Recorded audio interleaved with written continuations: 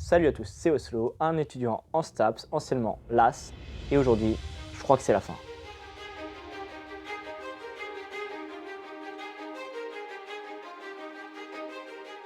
Commençons au début de cette histoire. Pour cette rentrée 2022, j'ai voulu aider le plus de personnes possible qui, comme moi, se demandaient comment améliorer leur façon de réviser.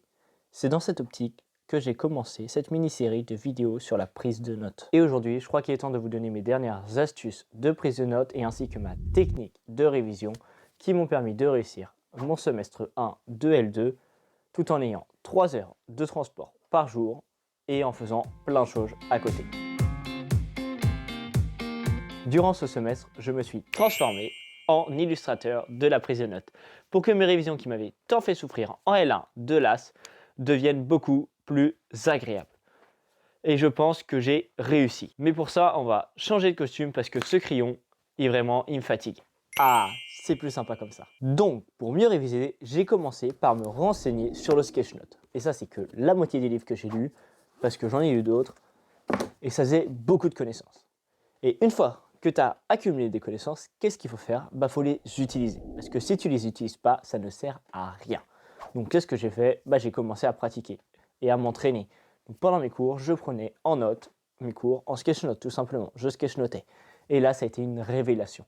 En plus de prendre du plaisir à noter mes cours, je retenais beaucoup mieux parce que c'était plus illustré, c'était plus sympa, j'arrivais à rester concentré pendant le cours, soit tout ce que j'ai dit en gros dans la première vidéo sur le sketchnote. C'était bien beau, cette belle bébête là, mais je trouvais qu'il manquait quelque chose dans mes prises de notes. Plus de ça, je commençais à adorer me renseigner sur les méthodes de révision, les méthodes d'apprentissage, et un jour je suis tombé sur la méthode Cornell, que je t'ai déjà présentée, on va faire simple, mais cette méthode Cornell, j'ai trouvé qu'elle était exceptionnelle. Pourquoi? Parce qu'elle me permettait d'utiliser le sketchnote, mais en plus de fusionner le sketchnote et la mémorisation active. La mémorisation active, je t'en ai parlé déjà, mais je t'en reparlerai plus tard. C'est ultra important et c'est vraiment l'essence même des révisions.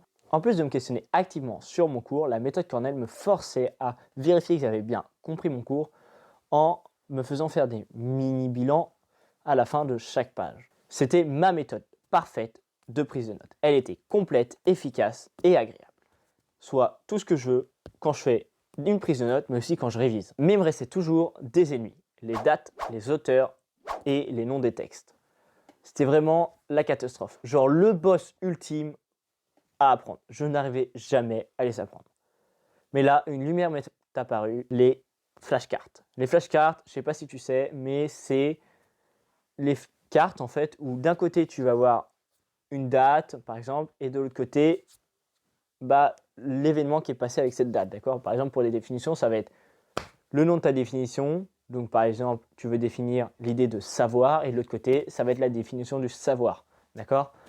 Et ça, c'est parfait pour retenir par cœur, d'accord? Toutes ces choses-là comme les dates, du coup les auteurs et les textes, que vraiment c'est le truc, fallait me forcer à les apprendre par cœur parce que juste en les lisant, c'était pas suffisant, d'accord? Donc pour me forcer à apprendre par cœur, qu'est-ce que je pouvais faire? Je pouvais faire un truc très simple, c'est utiliser des applications telles que Quizlet. Dans ces applications, tu fais tes flashcards et après, ce qui est cool, c'est qu'elles te disent quand est-ce que tu as besoin de les réviser. Mais elle te permet aussi, Quizlet par rapport à Anki, par exemple, qui est une autre application, Quizlet te permet de t'entraîner à apprendre en fait tes notions, donc tes définitions, tes dates et les noms de tes textes. Par exemple, on va te faire un petit QCM et une fois que tu vas avoir commencé à retenir avec le QCM, tu vas pouvoir passer à du texte ou juste à retourner la flashcard. Et pour la première fois, je trouvais intéressant ou en tout cas plus agréable d'apprendre des dates et des auteurs. Parce que vraiment, s'il y a un truc que je déteste apprendre, c'est les auteurs. Genre, c'est le truc, je trouve que ça n'a pas de sens. En plus, je retiens pas les noms, qu'est-ce que tu veux, c'est comme ça. Oh là là, c'est vraiment trop injuste.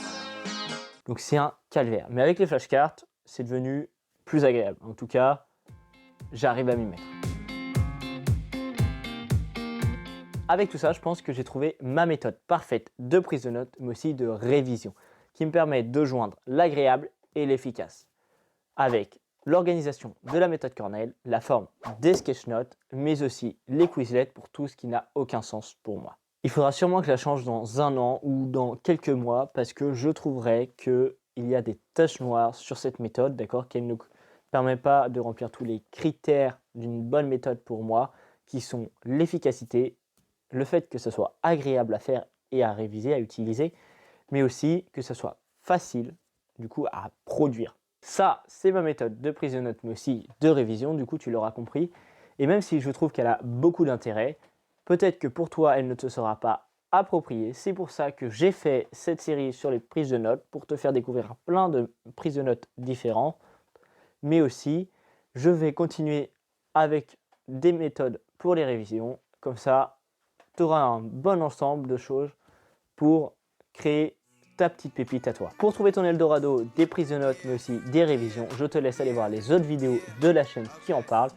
Et n'oublie pas, la motivation, ça se crée.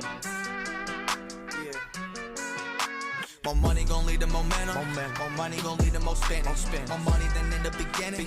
More money gon' come in the end. More money gon' lead to momentum. More money gon' lead to more spending.